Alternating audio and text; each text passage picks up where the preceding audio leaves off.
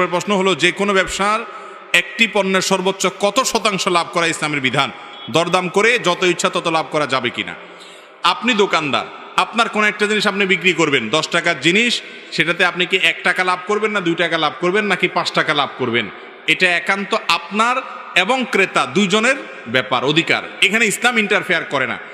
আপনি যদি অনেক বেশি লাভ করেন আর ক্রেতা যদি জেনে শুনে সেটা রাজি হয়, আপনারা উভয় সম্মত থাকলে ইসলাম সেখানে বাদ সাধে না। কিন্তু একজন দোকানদার বা একজন ব্যবসায়ী তিনি বিশেষ করে কোনো বিপদে ফেলে, ধরেন একজন কাস্টমার সেটার ন্যায্য মূল্য কি জানে না, মার্কেট প্রাইস কি জানে না, এই চান্সটা বুঝে আপনি বেশি করে নিয়ে নিলেন, এটা অবশ্যই একজন মানুষের জন্য অন্যায়, অনৈতিক কাজ।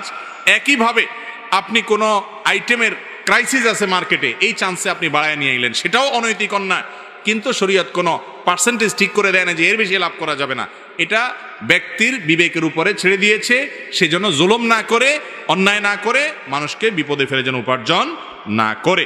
তবে চাইলে তারা উভয়ে মিলে এইটার যে কোনো দাম ঠিক করবে, সেটা তারা নিতে পারবে, শরীয়ত সেখানে কোনো বাধা দেয় না।